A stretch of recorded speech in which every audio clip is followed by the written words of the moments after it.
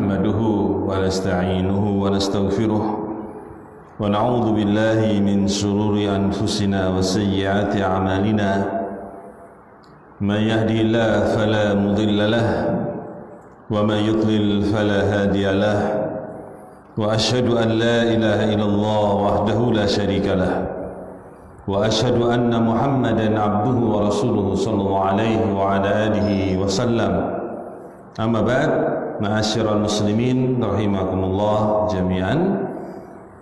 Kita insyaallah melanjutkan pembacaan kitab Syarah Fathul Majid dari Kitab Tauhid. Pada ucapan beliau dalam menjelaskan yaitu tentang berdakwah kepada persaksian syahadat la ilaha illallah dengan hadis dari Ibnu Abbas tatkala Nabi SAW mengutus Mu'adz bin Jabal ke negeri Yaman untuk berdakwah kepada ahlul kitab. Sudah kita baca beberapa kalimat dari penjelasan hadis Mu'adz ini, tapi belum selesai. Kita melanjutkan insyaallah di kesempatan ini.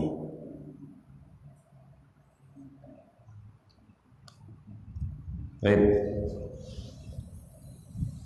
Qala rahimahullahu ta'ala, qala al-allamah Ibnu Qayyim rahimahullahu ta'ala, telah berkata al-allamah Ibnu Qayyim, semoga Allah merahmatinya.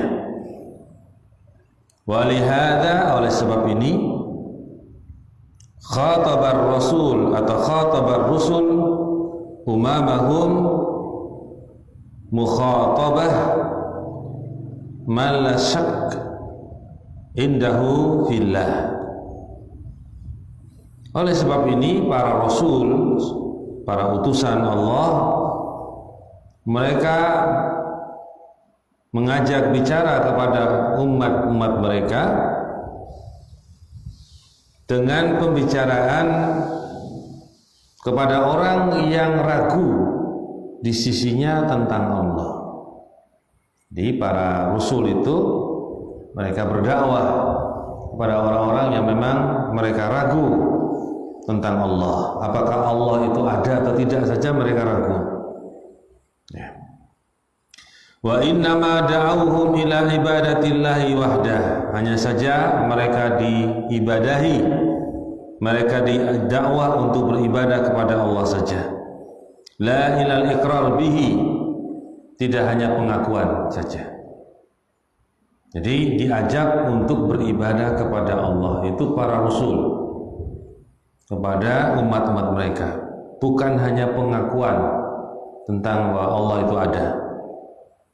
Faqalat lahum, maka berkata para rasul itu kepada mereka umatnya. Allah berfirman, afillahi syakkun fatiris samawati wal ard. Apakah kepada Allah ada keraguan yang telah menciptakan langit-langit dan bumi? Baik.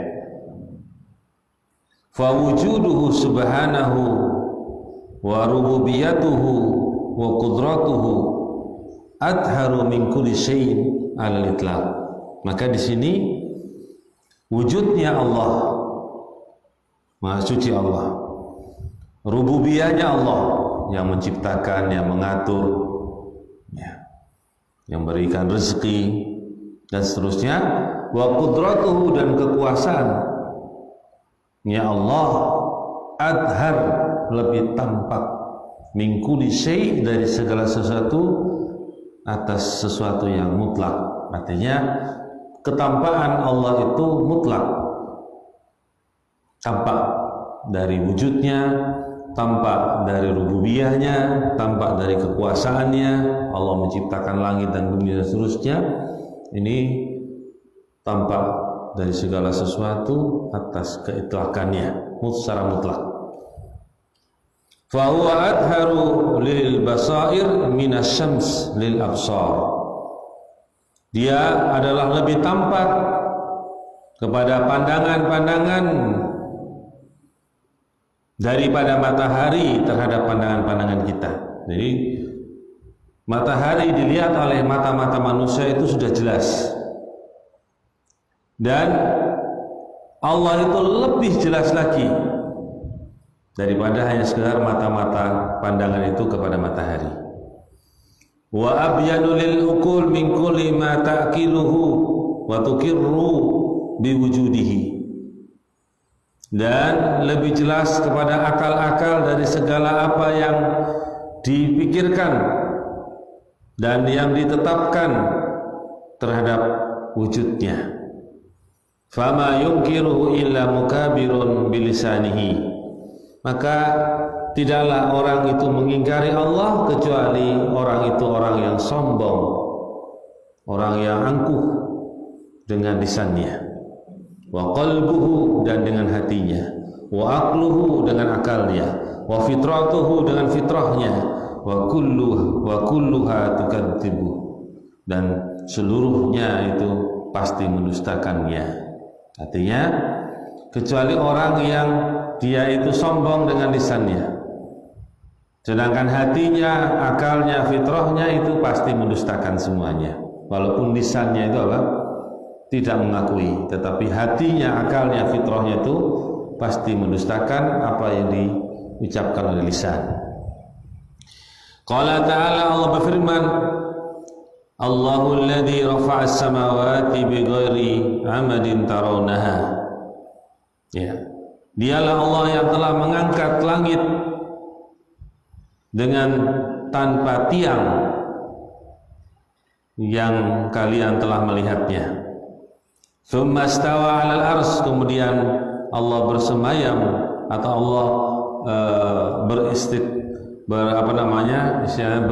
diistilahkan bersemayam di atas arsy-Nya, tapi istilah ini kurang pas. Ya. Wa sakhkhara asy-syamsa wal qamar, dan Allah yang mengatur matahari dan bulan. Kullu yajri li ajalin musamma, setiap dari semua itu berjalan dengan waktu yang telah ditentukan. Yudabbirul amra, dialah yang mengatur urusan. Yufassilul ayat, yang menjelaskan ayat-ayat. La'allakum biliqa'i rabbikum tuqinun, agar supaya kalian dengan pertemuan kepada Rabb kalian itu adalah orang-orang yang yakin. Ila akhir ayat, sampai akhir ayat.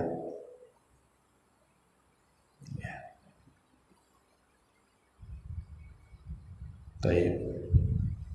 Ya, Allah menempati ya di atas arsy-Nya. Jadi bukan bersemayam, bukan pas. Ya. Ya. Bagaimana Allah berada di atas apa? Arsy-Nya. Ya, itu maksudnya.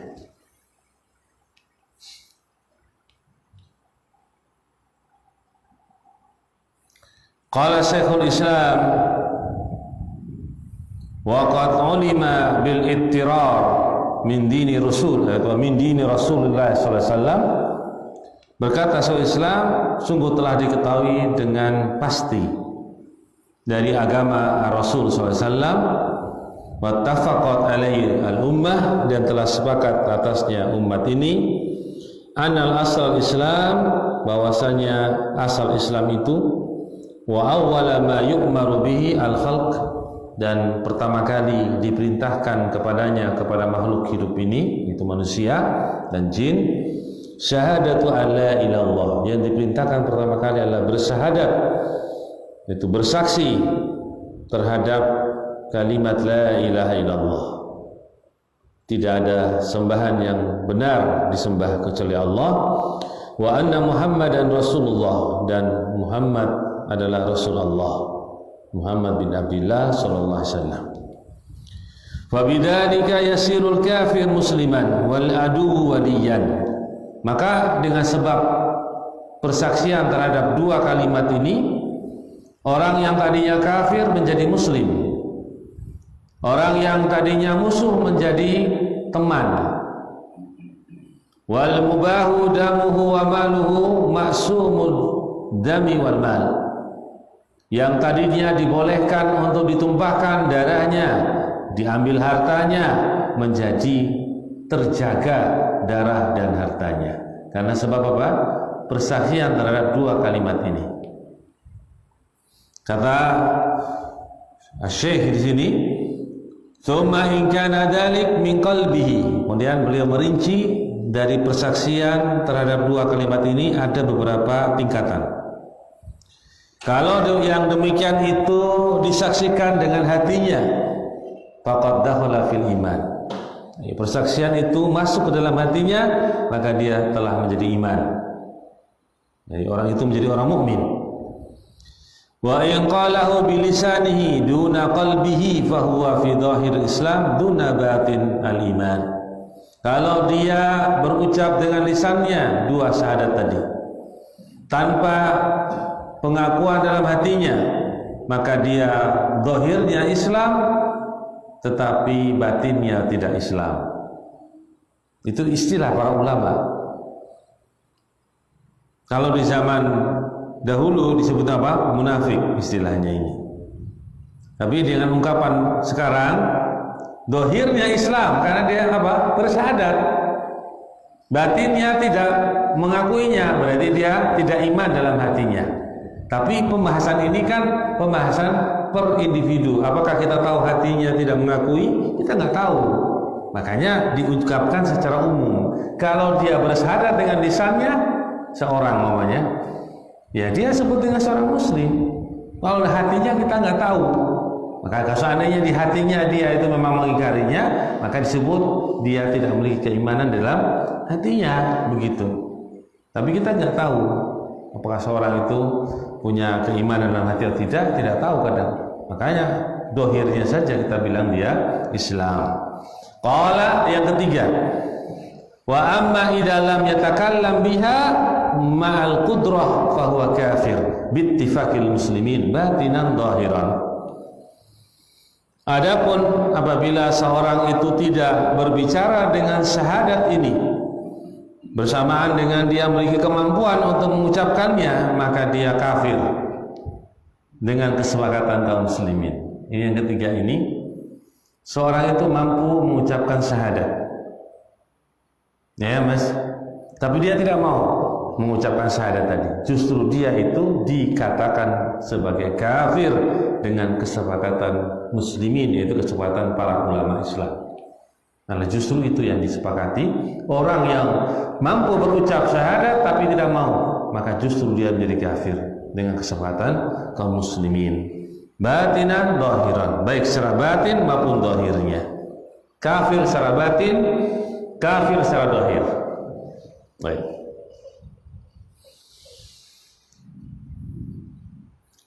Inda salafin ummah wa a'immatiha wa jamaahirul ulama. Jadi kesepakatan kaum muslimin di kalangan salaful ummah terdahulu dan imam-imamnya dan kebanyakan dari para ulama. Jamaahir itu lebih banyak dari jumhur. Jumhur itu banyak, jamaahir lebih banyak dari jumhur. Jadi jamaahir sighah mumtahal jumu' dari bentuk jamak taksir. Itu menunjukkan lebih banyak dari sekedar kalimat jumhur. Jadi kalimat para ulama yang banyak bersepakat demikian pula. Ya. Jadi hati-hati ya dengan persaksian syahadat la ilaha illallah. Jadi harus diucapkan kalau kita mampu syahadat. Justru kalau kita mampu dan kita tidak mengucapkan, justru kita kafir secara ittifaq dari kaum muslimin. Baik. Selesai kita dari ucapan Syekhul Islam Ibnu Taimiyah dalam penjelasan yang berkaitan dengan dakwah kepada persaksian la ilaha illallah. Jadi kita masuk pada ucapan berikutnya. Qala al-musannif rahimahullahu taala, berkata penulis semoga Allah merahmatinya, wa fihi padanya anal insan qad yakunu aliman wa huwa la ya'rifu ma'na la ilaha illallah aw ya'rifuhu wa la ya'malu bihi. Padanya pula bahwasanya manusia itu terkadang dia adalah seorang yang berilmu, tetapi dia tidak mengetahui makna yang terkandung dari syahadat la ilaha illallah. Atau mungkin dia mengetahui syahadat, makna syahadat tadi, tetapi dia tidak beramal dengannya, tidak beramal dengan persaksian tadi. Itu bisa jadi. Syarah keterangan, qultu, aku katakan, fama aktsara haula'i la katsarahumullahu ta'ala. Ya, betapa banyak orang yang seperti ini, kata beliau, kata pensyarah di sini rahimahullah, katanya betapa banyak orang yang seperti ini, orang yang berilmu tapi tidak mengetahui makna la ilaha illallah. Tapi mungkin dia mengetahui makna la ilaha illallah tapi tidak beramal dengannya, itu banyak. Kemudian dikatakan la katsarahumullahu ta'ala. Ya, aku katakan mudah-mudahan Allah tidak memperbanyak mereka. Gitu. Itu doa. Ya. Qauluhu, ucapan di dalam hadis ya. Fa inhum ata'uka lidzalik. Maka jika mereka mentaati engkau dalam masalah itu, syahidu, mereka bersaksi, wangqadu, dan tunduk didalik kepada perintah tadi, ajakan tadi, fa'limhum, maka beritahulah mereka, annallaha aftarada alaihim, sesungguhnya Allah telah mengfardukan, mewajibkan atas mereka 5 salawat, 5 waktu salat sehari dan semalam, itu salat yang wajib. Ya, jadi di sini tingkatan dalam berdakwah kepada ahlul kitab yang ada di Yaman. Yang pertama, mengajak kepada mereka yaitu persaksian kepada la ilaha illallah. Maksudnya mengajak mereka untuk apa? Beribadah kepada Allah saja. Kalau mereka sudah mentaatimu dalam perkara itu, maka ajarkan mereka, beritahukan mereka bahwasanya Allah telah mewajibkan atas mereka salat 5 waktu. Fihi, pada hadis ini menunjukkan anna shalah a'dhamu wajibin ba'da syahadatain.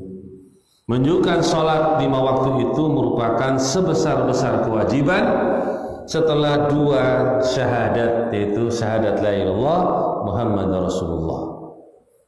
Itu kewajiban salat. Ya, maka seorang itu jangan meremehkan salat 5 waktunya. Ya, sebagai seorang muslim, dia jangan sampai melalaikan sholat 5 waktunya, mengerjakannya dengan baik, dengan penuh khusyuk, dengan niat ikhlas karena Allah, karena sholat 5 waktu merupakan sebesar-besar kewajiban setelah 2 kalimat syahadat. Qala An-Nawawi ma ma'nahu, berkata Imam An-Nawawi rahimahullah, apa yang menjadi makna dari ucapan beliau? Annahu yadullu anna, atau annahu yadullu ala, bahwasanya menunjukkan kepada annal mutalabah bil faraid fid dunya la takunu ila ba'dal Islam, bahwa dimintanya, dituntutnya dengan kewajiban-kewajiban di dunia tidak akan terjadi pada seorang kecuali setelah Islam. Ini menurut Al-Imam An-Nawawi, bahwa seorang itu tidak akan diwajibkan, dituntut mengerjakan kewajiban-kewajiban kecuali setelah dia apa? Sudah Islam dulu. Ini menurut pendapat Imam An-Nawawi. Wala yalzamu min dzalik alla yakunu mukhatibina biha, maka tidak mau mengharuskan yang demikian itu bahwasanya keadaan dia itu dihitab dengan perintah ini, karena seorang itu tidak akan diperintah kecuali apa? Sudah Islam dulu. Diperintah dengan kewajiban tadi setelah Islam. Ini menurut Imam Nawawi. Jadi orang-orang kafir itu tidak dihitab dengan perintah menunaikan ibadah sholat 5 waktu. Itu maksudnya, kecuali dia sudah Islam. Ini menurut pendapat Imam Nawawi. Yusadu fi adabihim bisababiha fil akhirah, akan ditambah, kata Imam Nawawi, akan ditambah padanya adabnya, siksanya kepada mereka, ya, dengan sebab mereka meninggalkan nanti di akhirat, ditambah adabnya. Was-sahih, tetapi kata Pensaro di sini, tetapi yang benar dalam masalah ini, annal kuffar mukhatabuna bi furu'i syariah. Yang benar adalah orang-orang kafir itu juga diarahkan perintah atau pembicaraan dari syariat itu dengan cabang-cabang syariat pula. Tidak hanya perintah dalam usul untuk mereka beribadah kepada Allah saja, akidah-akidah itu, juga dalam masalah cabang-cabang dalam syariat pun seperti sholat, itu pun diperintahkan pada mereka. Jadi mukhatabun, mereka orang-orang yang dihitab oleh Allah, mereka pun juga harus mengerjakan perintah Allah dalam bentuk sholat 5 waktu. Wal ma'muru bihi wal manhiyu atau wal manhiyu anhu, yang diperintahkan dengannya syariat tadi atau yang dilarang, mereka semua mendapatkan khitab tadi, dilarang ataupun diperintah. Wa hada qaulul aktsarin, dan ini ucapan kebanyakan para ulama, dan ini yang benar. Lalu bagaimana kalau mereka diperintahkan tapi mereka mengerjakan tapi mereka belum Islam? Ya, berarti mereka mengerjakan perintah Allah tetapi mereka tidak diterima amal ibadahnya. Seandainya orang kafir sekarang menjalani sholat dalam kondisi kafir, maka dia apa? Tidak diterima amalnya karena dia belum Islam, tapi dia tetap diperintahkan apa? Sholat. Berarti bagaimana bagi seorang kafir? Baiknya dia masuk Islam dulu, baru dia sholat tadi, sehingga dia diterima apa? Amalannya. Ya, tetap mereka diperintahkan untuk sholat. Berarti dia memiliki 2 adab.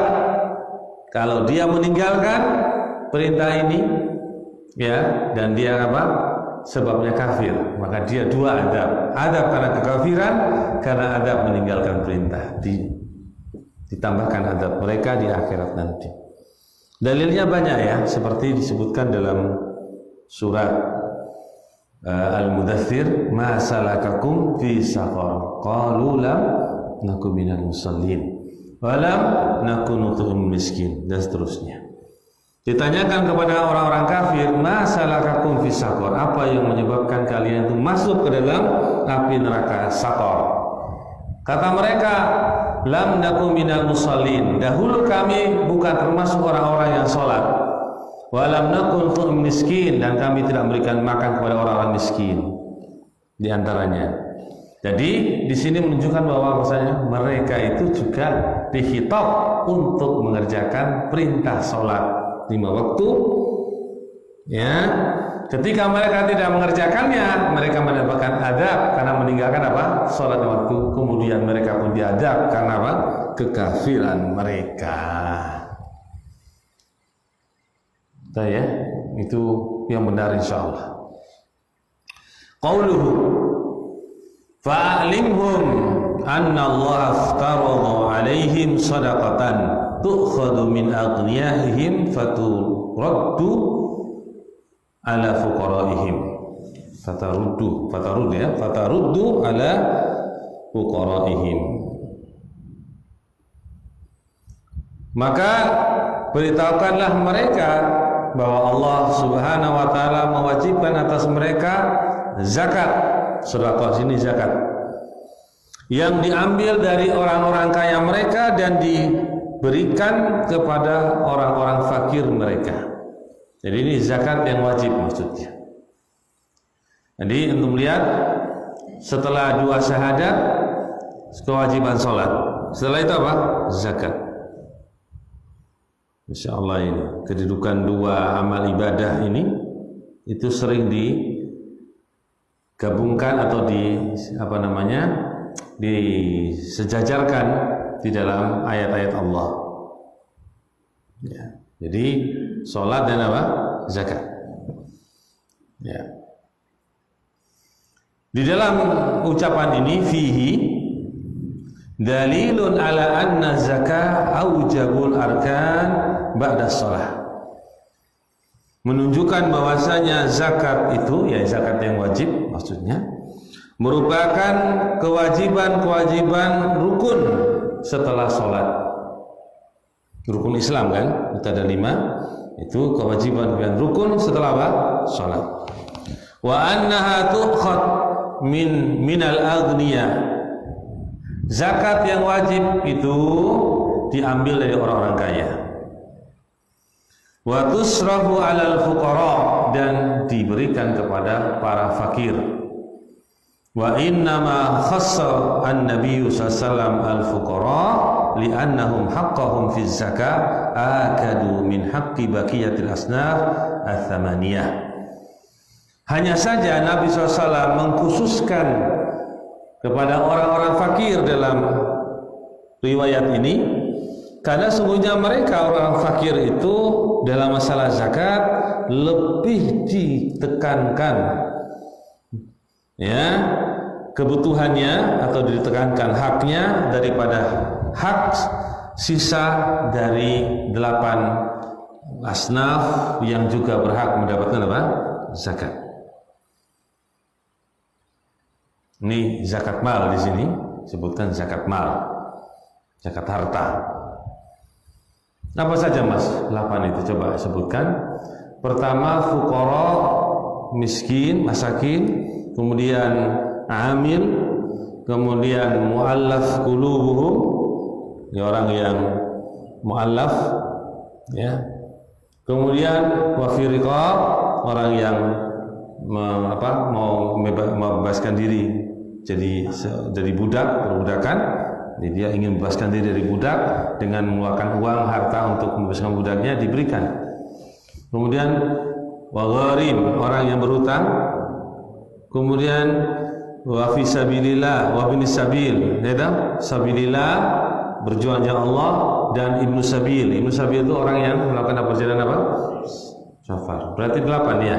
Nah, disebutkan fuqara di sini fakir. Ya, mereka memiliki hak lebih daripada yang lainnya dalam masalah ini.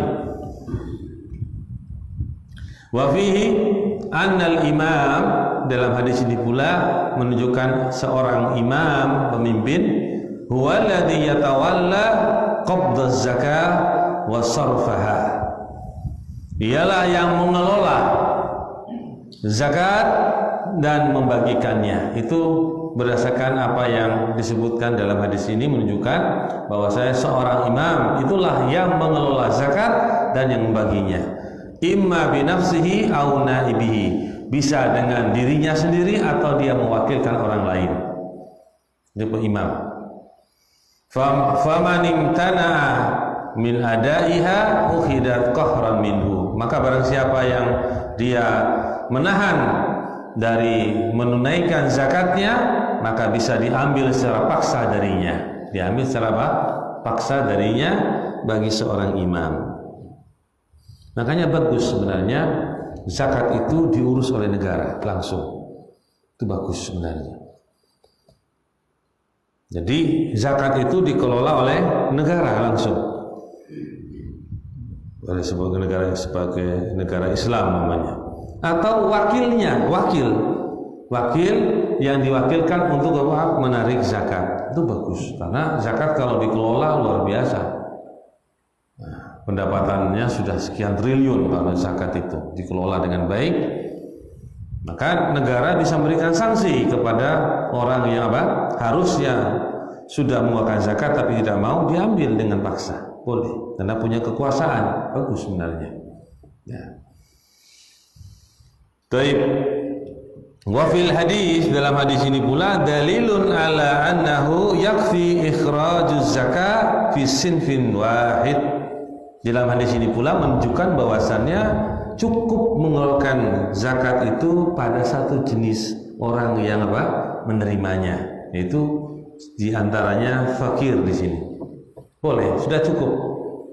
Artinya kalau kita membawakan zakat untuk satu pihak golongan yang menerima saja dari 8 asnaf tadi sudah cukup sah.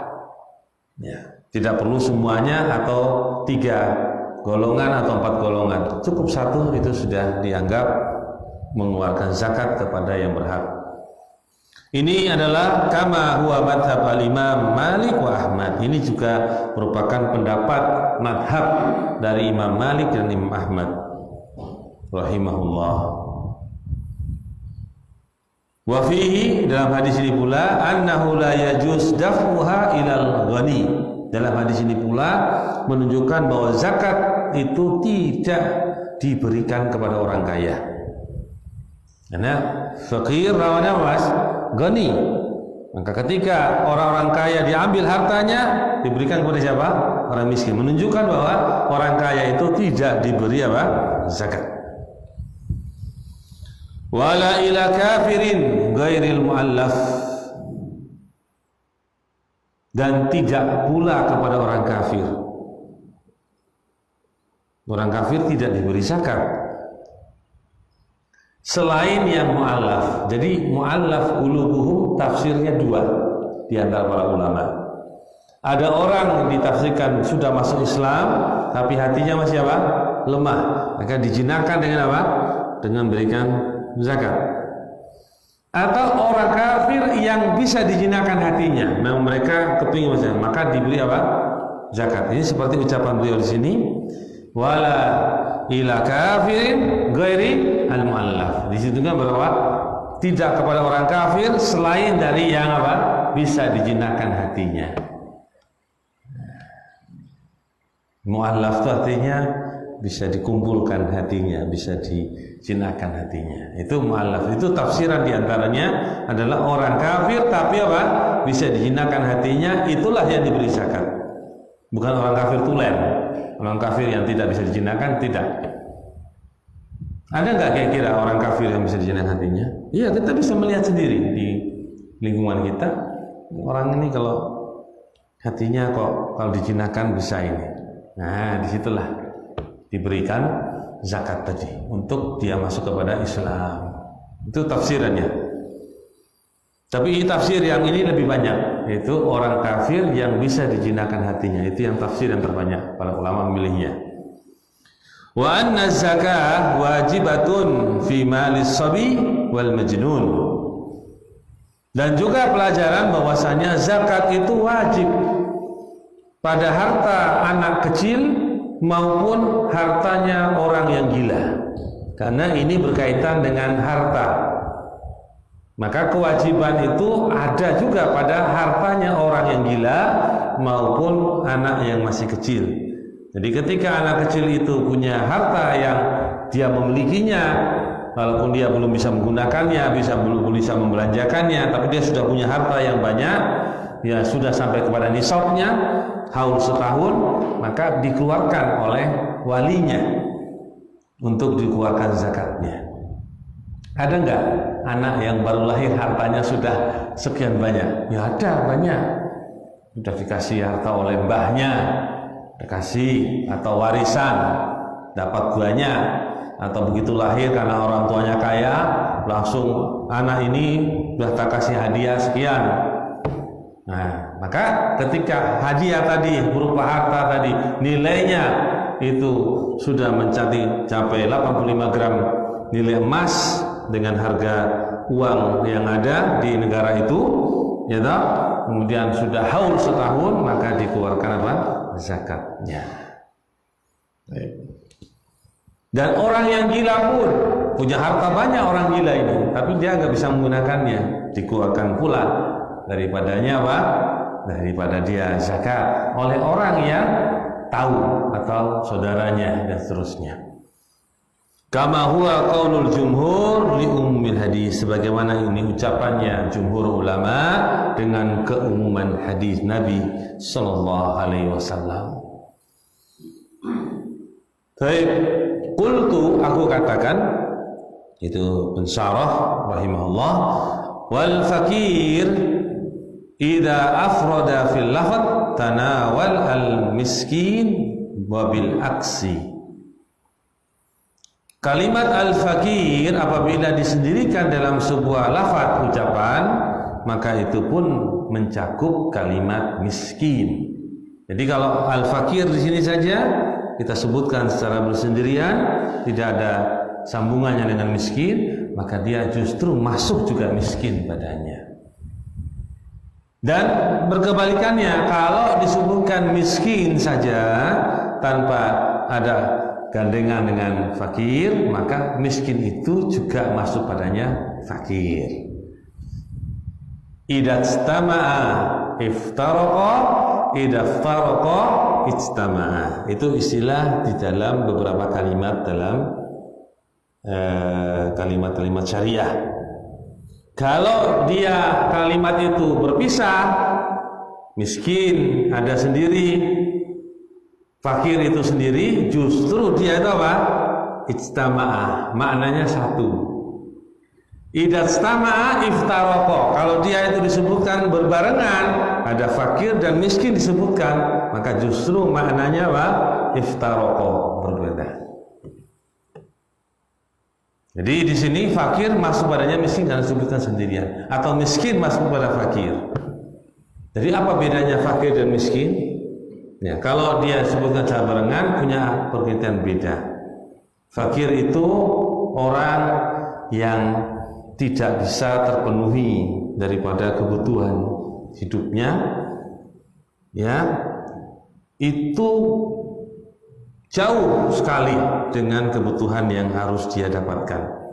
Dikatakan oleh para ulama di bawah 50%. Jadi kebutuhannya penuh, tapi dia hanya di bawah 50% saja mendapatkan kebutuhan tadi. Itu namanya fakir. Kalau miskin itu juga tidak bisa memenuhi kebutuhan yang penuh tadi, tetapi lebih baik daripada apa? Fakir tadi, bisa mendapatkan 50% ke atas, tapi tidak mencapai 100%. Itu dalam hal persentase. Tapi kalau disebutkan sendirian ya sama, fakir miskin itu sama. Coba alimun khabir, Mas ya? Alimun khabir disebutkan dalam Al-Quran tentang nama Allah, alimun khabir. Disebutkan berbarengan, berarti alim itu punya makna sendiri, khabir itu punya makna sendiri. Idza sama'a iftaraqa, berkumpul tapi maknanya iftaraqa, berpisah. Yaitu alim artinya mengetahui perkara-perkara yang tampak, khabir mengetahui perkara-perkara yang apa? Tersembunyi. Tapi kalau disebutkan saja alimun tanpa khabir, maka alimun disebutkan sendirian, maknanya juga seperti khabir, yaitu mengetahui perkara yang tampak maupun yang tersembunyi. Khabir juga sama sendirian, tampak maupun tersembunyi. Begitu maknanya. Jadi dalam bahasa-bahasa syariat ada dalam beberapa kalimat itu. Itu adalah kaidah di dalam memahami kata-kata yang dia mirip, tapi dalam syariat ternyata ada kaidah-kaidahnya. Ya. Ka nadairihi, ya. Kama qarrarahu Syekhul Islam, sebagaimana yang diucapkan atau ditetapkan oleh Syekhul Islam Ibnu Taimiyah. Qauluhu fa iyyaka wa karaima amwalihim. Ucapan selanjutnya dalam hadis nasihat Nabi kepada Mu'ad, maka berhati-hatilah kamu, berjauhilah kamu dari harta yang utama, ya, harta yang penting mereka, harta yang berharga milik mereka, harta pilihan. Bi nasab karam, dinasabkan karam karena dia di situ wau ditahdir, wa karaima, wau di sini bukan wau bermakna atof, ya, wau di situ wau ditahdir. Jadi wau yang dia itu bermakna ditahdir itu menasabkan isim setelahnya. Jadi maka jauhilah, berhati-hatilah dari harta-harta pilihan mereka. Taib ala tahdir, atas peringatan.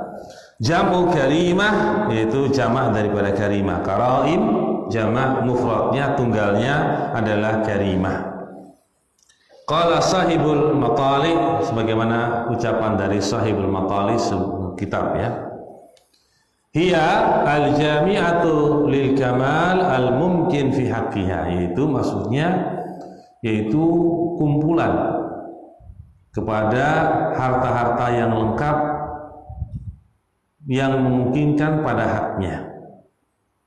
Min gozaratil laban, seperti harta dari jenis hewan yang memiliki banyak susu, itu termasuk harta pilihan bagi pemiliknya.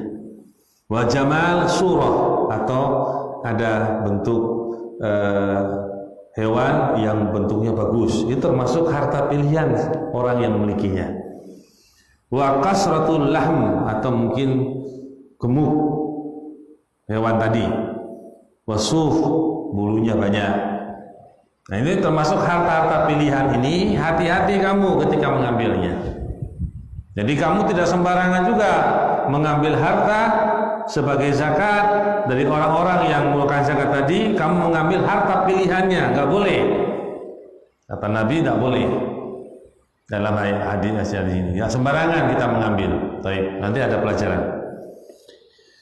Wa dzakarahu, atau dzakarahu An-Nawawi, ini sebutan Imam Nawawi. Qultu, aku katakan, wa hiya khiyarul mal wa anfusuhu wa aktsaruhu samanan. Jadi dikatakan dengan karaim al-amwalihim, harta pilihan mereka itu hanya khiyarul mal, harta pilihan, anfusuhu, dalam hal kebagusan hartanya, wa aktsuruhu, yaitu samanan, dan harganya mahal. Jadi harta pilihan itu bisa masuk daripada apa? Bagusnya harta tadi, dan juga mahal harganya. Itu termasuk harga harta pilihan.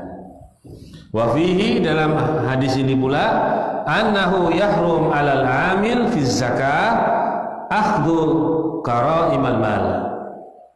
Maka dalam hadis ini haramnya, tidak bolehnya seorang amil zakat ya mengambil harta pilihan, nggak boleh. Harta pilihan ini tidak boleh diambil oleh seorang amil. Wa yahrum 'ala sahibil mal ikhrajus syiraril mal, dan juga mafhumnya haram bagi pemilik harta mengeluarkan sejelek-jelek hartanya, nggak boleh. Ini juga bagi amil, boleh ngambil harta pilihan bagi sahibul mal. Sahibul mal sendiri yang punya harta tidak boleh mengeluarkan harta yang jelek, nggak boleh. Bal yukhraj, atau bal yukhrij al-wasata, bahkan dia mengeluarkan yang pertengahan, harta yang pertengahan, tidak terlalu jelek, tidak terlalu baik. Fa in tabat nafsuhu bil karimah jaza, kalau seandainya pemilik harta tadi mau sukarela, tobat nafsuhu, dirinya itu rela untuk mengeluarkan yang baik, yang pilihan, tidak mengapa, boleh. Ya, paham ya? Jadi mengambil zakat itu juga ada caranya, mengeluarkan zakat juga ada caranya. Ya. Qauluhu, ucapan Nabi SAW kepada Mu'ad, nasihatnya, wattaqi da'watal madlum, takutlah kamu dari doanya orang yang didolimi. Ija'al bainaka wa bainaha wiqayah, ya, jadikanlah itu wattaqi, jadikanlah antaramu dan di antara doa orang yang terdolimi tadi wiqayah, ada tamengnya, itu namanya wattaqi. Bil adli wa tarkil dzulm, dengan cara berlaku adil dalam mengambil harta tadi dan juga meninggalkan kedzaliman. Jadi dalam hal ini, kalau kita mengambil harta itu sembarangan dari orang yang kita ambil hartanya karena dia itu sahibul zakat dengan cara yang tidak benar, berarti masuk perbuatan dolim. Hati-hati. Berarti orang yang terdolimi itu doanya apa? Dikabulkan oleh Allah. Wa hadzal amran yaqiyan man ruziquhuma min jami'is syurur dunya wa ukhra. Dua perkara ini yang bisa melindungi orang yang diberikan rezeki ya dari seluruh kejelekan dunia maupun akhirat, yaitu apa? Keadilan dan meninggalkan apa? Kedzaliman. Ini perkara yang penting untuk kita. Ini mencakup semuanya dalam semua kegiatan. Orang itu berlaku adil dan dia itu tidak berlaku zalim. Inilah yang akan menyelamatkan orang itu dunia pun akhirat. Kalau antum ingin selamat dunia akhirat, ya, dari segala macam pokok daripada amal-amal kita itu dua ini, keadilan dan meninggalkan kedzaliman, mesti selamat. Ya.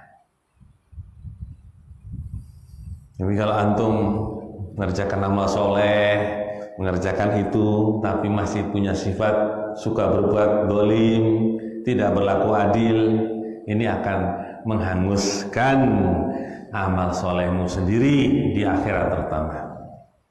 Datang membawa amalan sholat, membawa amalan haji, amalan sedekah, ternyata di akhirat nanti ketika terjadi penghisaban, manusia akan datang kepada Allah menuntut si fulan pernah berbuat zalim padaku. Aku hari ini butuh kebaikan. Aku tidak mau lagi kecuali kebaikan yang saya inginkan untuk menyelamatkan diri saya dari azabmu. Maka diambillah kebaikan dari orang yang mendoliminya. Datang lagi orang lain lagi, karena semua orang membutuhkan apa? Kebaikan walaupun satu. Kata di dalam hadis yang lain disebutkan orang itu sangat membutuhkan kebaikan walaupun apa? Satu kebaikan. Datang lagi. Kalau sebanyak orang yang datang dengan mengambil sebanyak kedzaliman, bukan satu saja, banyak kedzalimannya, akan habis apa? Kebaikan orang yang dapat pahala banyak tadi. Sudah habis kebaikannya, datang lagi, masih ada yang datang lagi karena berteman banyak. Temannya banyak kan? Berarti teman bisa juga mendatangkan suatu malapetaka karena kedzaliman. Ambil, tidak ada kebaikannya lagi. Akhirnya karena tidak bisa memberikan kebaikan, maka dia sendiri akan dicemplungkan api neraka. Itu namanya orang yang apa? Muflis, orang yang rugi, bangkrut di akhirat. Makanya demikian, orang yang meninggalkan kedzaliman, orang yang berbuat adil, itulah yang selamat dunia akhirat. Ya, baik.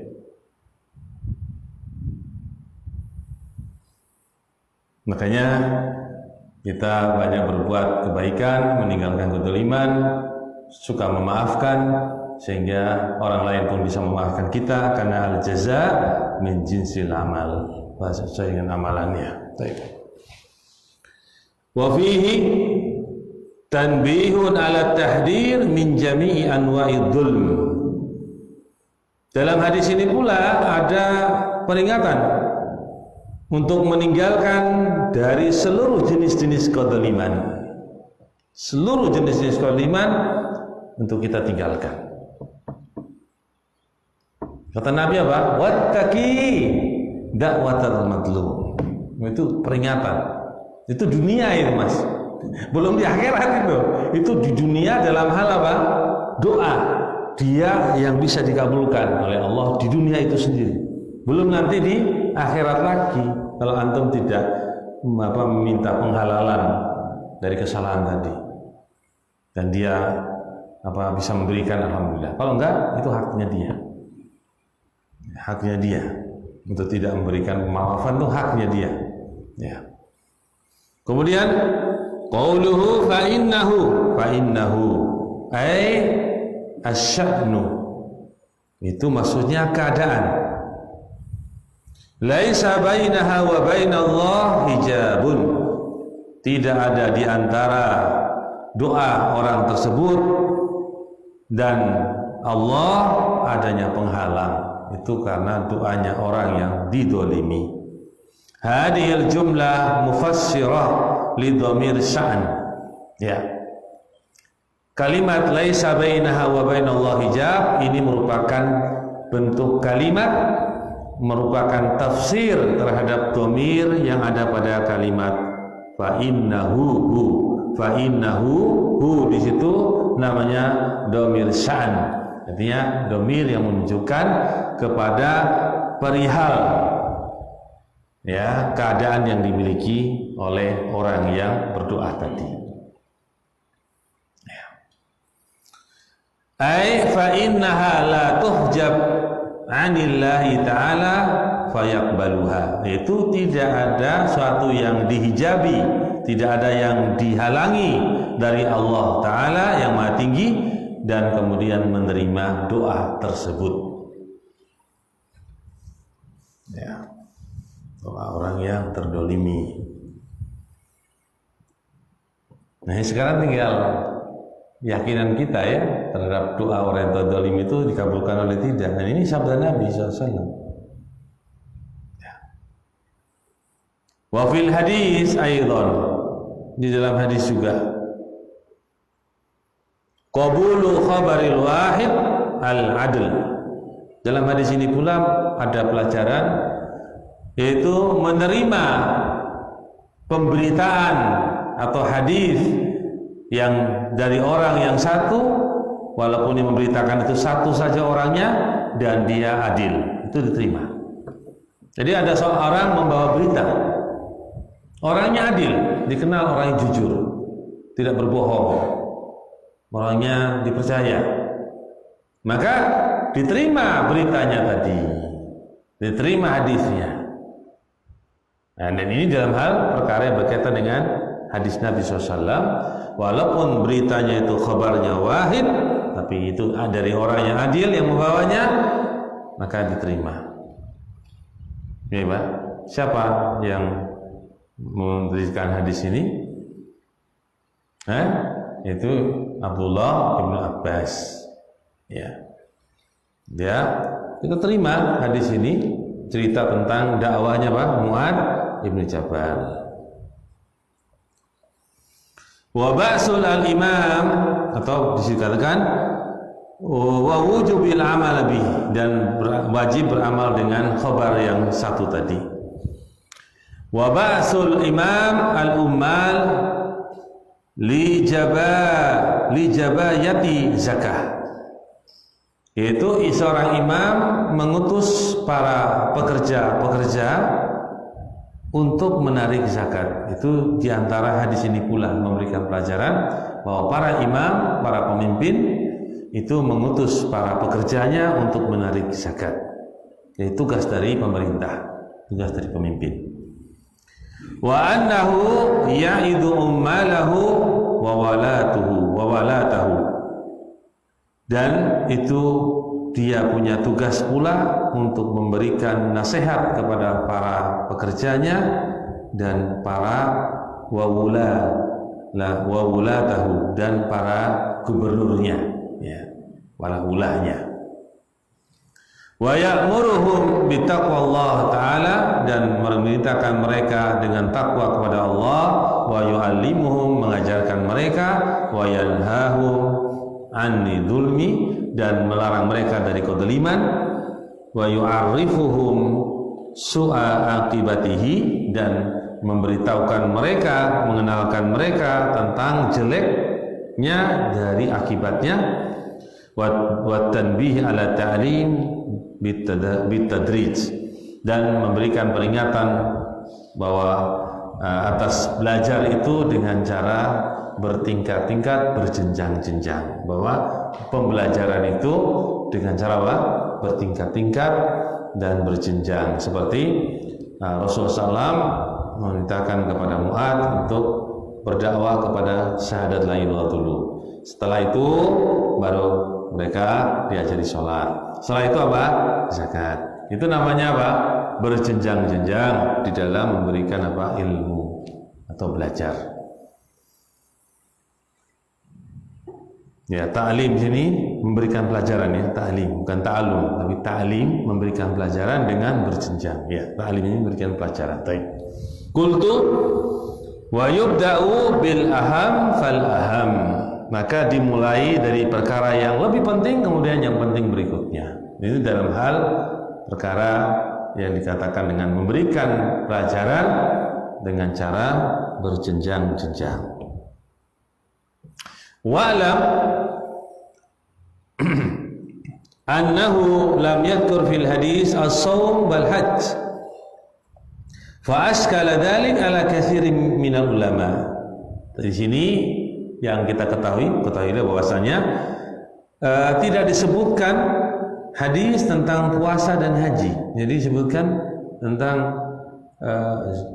sholat dan zakat. Tidak disebutkan puasa dan haji. Dan ini menjadi suatu yang iskal, janggal bagi kebanyakan para ulama. Maka dijawab oleh Syekhul Islam. Qala Syekhul Islam, ajaba ba'dun nas. Sebagian manusia menjawab, anna ba'dar ruwah ikhtasarul hadis. Sebagian manusia mengatakan bahwa ruwah itu telah para perawi itu telah meringkas hadis ini. Jadi tidak disebutkan puasa dan haji karena dia telah meringkas hadis ini. Ini berkata sebagian orang. Walaysa kadai, kata Syekhul Islam, bukan yang demikian. Fa inna hada ta'nun fi ruwah. Kalau yang dikatakan ini oleh sebagian manusia bahwa para ruwah itu telah meringkas hadis, ini sesungguhnya tuduhan kepada para perawi hadis. Tidak demikian, tidak boleh. Ya. Li'anna dzalik innama yaqa'u fil hadis wahid. Karena yang demikian itu terjadi pada satu hadis ini. Mislu hadis wafat Abdul Qais, pada hadis wafat Abdul Qais haitsu dzakara ba'duhum as-siyam wa ba'duhum lam yadhkurhu. Yang sebagian menyebutkan tentang puasa dan sebagian tidak menyebutkannya. Fa'amal hadithan al-munfasilan falaisal amru fihi ma kadzalik. Maka adapun dua hadis yang terpisah ini, maka perkara itu tidaklah yang demikian itu. Walakin an hadza jawaban. Akan tapi dari perkara ini ada dua jawaban. Jadi hadis yang ada itu memang tidak menyebutkan tentang puasa dan apa? Haji. Nah, maka di sini dijawab oleh Syekhul Islam.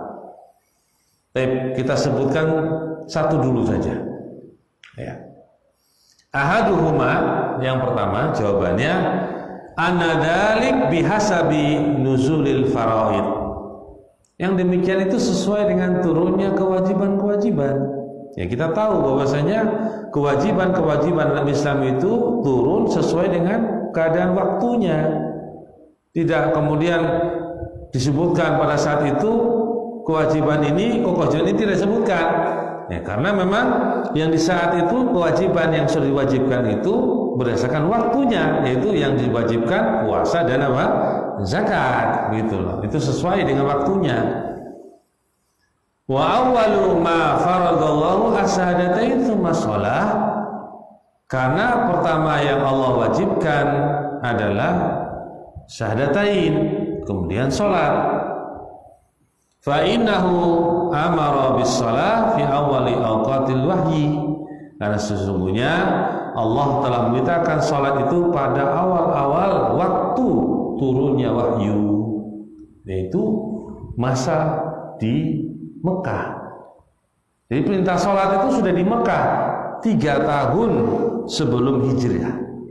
3 tahun sebelum hijrah ke Madinah itu sudah diperintahkan apa? Sholat. Berapa tahun di Mekah, Mas? 13 tahun ya? 12 tahun kurang lebih, 13 lah, 12 gitu ya. 12 sampai 13? 12 lah. Jadi 3 tahun sebelum hijrah ke Madinah sudah mendapatkan perintah wahyu, perintah apa? Sholat. Jadi katakan 3 tahun di Mekah dan selanjutnya di Madinah. Masya Allah. Nah, itu sesuai dengan waktunya. Walihada lam yadkur wujubal hajj ka'ammatil ahadits. Oleh sebab itu tidak disebutkan di situ haji. Gitu? Sebagaimana keumuman hadis-hadis menyebutkan apa? Syahadatain, puasa, sholat, zakat, puasa, haji gitu loh disebutkan. Hadis-hadis yang lain tidak seperti itu karena ini disesuaikan dengan waktunya. Wa inna ma ja'a fil ahadis al-mutaakhirah, yang keumuman hadis-hadis yang menyebutkan haji dan seterusnya itu hadis-hadis yang datang di akhir-akhir dari Islam, akhir-akhir dari syariat ini diturunkan secara berangsur-angsur sempurna, itu di akhir-akhir, sehingga disebutkan kewajibannya. Haji itu kan Nabi mengajarkannya itu pada tahun ke-9. 9. Kemudian tahun ke-10 gitu, Nabi itu apa? Ingin ya, tapi belum sampai, atau tahun 10 mengajarkan haji. Nabi meninggal 10 ya, 10. Nah, jadi tahun mau haji lagi tahun depan itu sudah enggak. Padahal sudah haji, mau haji lagi tahun depan tidak bisa. Nah, itu di akhir-akhir dari Nabi SAW meninggal, syariat itu sudah mau sempurna, ya, sehingga jelas bahwa kewajiban itu memang diturunkan secara sesuai dengan waktunya. Qultu wa hadza minal ahadits al-mutaakhirah wa lam yudkar fiha. Ya, ini hadis-hadis yang dari hadis-hadis yang terakhir, maka tidak disebutkan padanya pada hadis-hadis yang terdahulu, bukan hadis-hadis yang terakhir. Tapi ini dulu kita cukupkan. Jawaban yang kedua agak panjang. Ini agak panjang, kalau kita baca sebentar aja nanti nggak maksud. Jadi agak panjang, ada 3 alinea disebutkan sini, 3 alinea. Ya, insyaallah nanti kita baca pada pekan yang akan datang. Baik, subhanakallah wa bihamdika asyhadu an la ilaha illa anta astaghfiruka. Assalamualaikum warahmatullahi wabarakatuh. Ya. Enggak ada pertanyaan, silakan.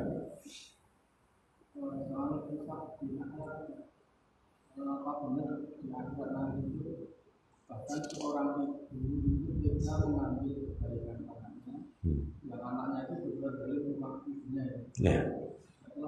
Iya, tidak ada masalah. Jadi di akhirat memang semua tamliku nafsun li nafsin syai'ah. Setiap jiwa itu akan dengan dirinya sendiri. Nafsi. Jangankan ibu terhadap anak, Nabi pun sebagai Nabi itu nafsi. Yang sifatnya Nabi itu adalah menolong orang sebagai Nabi, itu pun apa? Nafsi. Kata Nabi Adam, nafsi. Sekelompok orang datang ke Nabi Adam karena Adam punya keutamaan apa? Dia adalah awal daripada Nabi. Ya tahu? Punya keutamaan, minta diberikan syafaat. Nah, kata Adam, nafsi. Pergilah kalian kepada Nuh alaihissalam. Datang orang kepada Nuh karena dia termasuk Rasul yang pertama kali di permukaan bumi ini. Karena punya keutamaan, dan nafsi. Datanglah kamu ke Ibrahim, sama Ibrahim. Karena Isa, pada kalau Muhammad SAW baru memberikan apa? Syafaat, karena memang diberi izin oleh Allah untuk syafaat. Nah, demikian. Ya yauma la tamliku nafsu li nafsin syai'ah. Diri cuma jiwa bertanggung jawab dengan jiwanya sendiri. Kecuali yang Allah berikan izin untuk syafaat, maka dia akan beri syafaat. Itu pun dengan izin Allah. Dan itu pun kepada orang yang diridhai Allah. Yang disyafaati pun yang orang yang diridhai Allah. Itu pun. Ya. Kengerian di akhirat nanti seperti itu. Kengerian di akhirat itu seperti itu. Ya. Baik, ada lagi? Ya. Yang pertama itu khususnya nomor 3 kejaman itu apakah kebaikan kita itu tidak was-was pemikiran, artinya mungkin jadi buku atau jadi lurah sama gitu. Ya. Terus yang kedua, tasawuf itu apakah sama dengan artinya dengan tazkiyatun nafs? Tazkiyatun nufus ya. Kalau ditanya jadi seorang seperti duku dan segala macam, ya boleh saja, nggak apa-apa, tidak ada apa-apa. Tapi cara ketika menjadi seorang duku tadi atau temunya melalui pemilihan yang ada, cara-cara ini tetap tidak diperbolehkan. Nanti pembahasan itu khusus lagi. Kok ada sebagian yang bisa jadi seperti itu? Nah, pembahasan itu bertambah kepada pertanyaan. Kalau seandainya begini, kalau nggak jadi begini, maka begini. Baru ada sesuatu yang dibolehkan karena sebab ini. Jadi secara umum itu tidak mengapa orang menjadi seorang seperti itu untuk dia berdakwah pada hal yang dia pimpin badannya. Jadi mempunyai cara mendapatkan itu dengan cara seperti itu, maka itu asalnya nggak boleh. Tapi kok ada sebagian membolehkan karena suasana kondisi yang berlaku di satu tempat, maka terkadang dibolehkan. Paham ya? Jadi urutan-urutannya ada. Hanya di suatu tempat, di situ kebanyakan ikhwan semuanya. Rata-rata 90% dah. Suara itu kalau namanya disuarakan itu 90% ikhwan atau 10% ikhwan. Kemudian ada calon yang maju. Ini memang berlaku di negara kita rata-rata itu berlaku harus ada polling suara gitu, misalnya pemilihan gitu. Tapi kalau ini yang memimpin itu bisa memudarati jumlah ikhwan yang ada di situ, karena jumlahnya 80% gitu. Calonnya ini dari bukan ikhwan yang kemungkinan besar akan memudarati lingkungan itu yang sudah dimasuk ikhwan. Yang satu dari kalangan ikhwan diajarkan kalau ikhwan. Ya, otomatis kalau ikhwan itu semua ikut berarti menang kan? Karena dia 20% penduduk di situ bersuara gitu. Jadi tanyakan kepada ulama yang seperti ini. Nah, kalau melihat kondisi seperti itu, nggak apa-apa kalian memilih orang yang lebih baik di antara kalian dan bisa menjaga agama kalian, bisa mengatur urusan kalian dengan baik, ya kan? Karena sudah kebiasaannya baik, udah. Akhirnya ikhwan-ikhwan itu memilih pemimpin dari ikhwan itu sendiri, yang memang suaranya mereka sudah mayoritas 85%. Nah, udah akhirnya yang jadi pemimpin, yang jadi lurah itu apa? Ikhwan itu sendiri. Paham sih? Jadi dalam kondisi ini ada sebab-sebabnya seperti itu, bukan langsung itu di sana bisa begitu, enggak, karena ada sebab. Ya, tanyakan kepada Syekh Shalih Fauzan Al-Fauzan ya, melalui Ustadz. Terjadi di Sulawesi sana, di bagian Sulawesi Tenggara, Kendari ke sana, masuk lagi daerah dulu pelarian ya, istilahnya pelarian dari Kahar Muzakar, dari Sulawesi lari sampai bukit sana. Sekarang mereka hidup di sana Islam, menetap di sana, punya kebun kopi, kebun apa semua Islam. Kemudian mereka mendominasi daerah situ, dan alhamdulillah dakwah salafi masuk ke sana. Alhamdulillah dakwah salafi masuk ke sana, dan sekarang mereka hidup dengan bentuk apa? Kehidupan salafi. Nah, dan mereka mendominasi di situ. Ketika itu ada terjadi apa? Pemilihan. Ditanyakan masalah ini. Ya, karena kehidupan mereka sudah begitu baiknya, takut yang memimpin itu bukan dari Arab, kemudian boleh. Nah, sekarang lurahnya saya sudah ke sana, alhamdulillah ke sana. Ada yang mengajak saya ke sana, perjalanannya jauh sekali perjalanannya. Jadi daerah mana Mas ya? Daerah Kendari, kemudian ada lagi daerah pertambangan itu namanya? Bukan, satu lagi yang tenggal nikel apa? Ada universitasnya, universitas apa namanya? Apa itu? Nah, itu di situ masuk lagi sana lagi. 4 jam perjalanan lagi. Bukit. Dulu bekas pelarian dari perjuangan, tapi mereka setelah itu sekarang banyak kena salaf. Ya. Tapi mungkin begitu saja. Mungkin ada yang bertanya?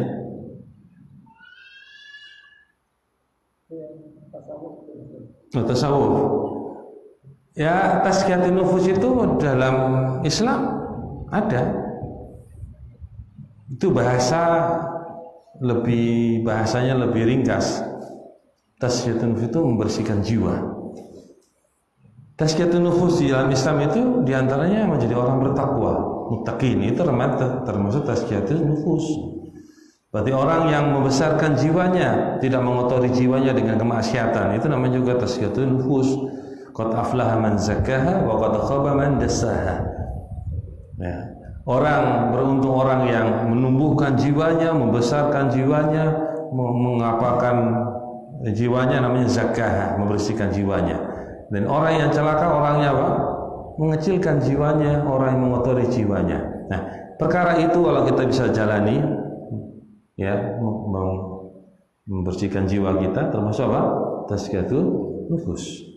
Ya, sehingga kalau diarahkan kepada bentuk sufi itu terlalu jauh. Artinya sebenarnya tidak ada hubungan antara tazkiyatun nufus dengan sufi. Karena kita ini memang harus tazkiyatun nufus.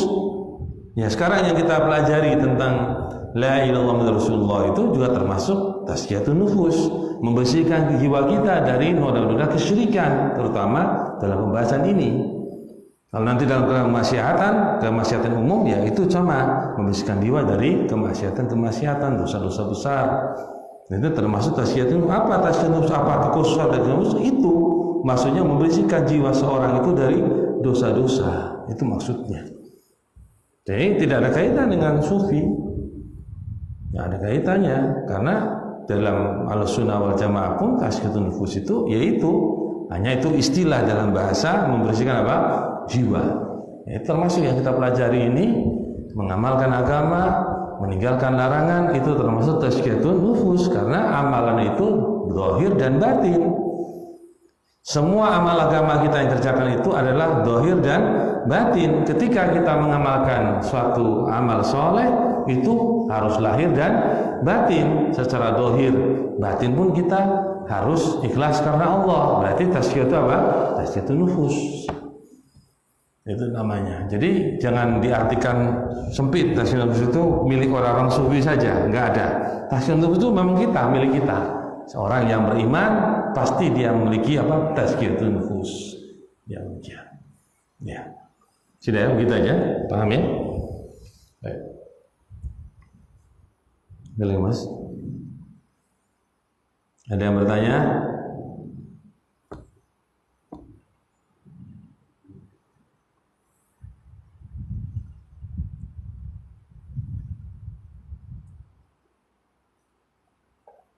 Ya.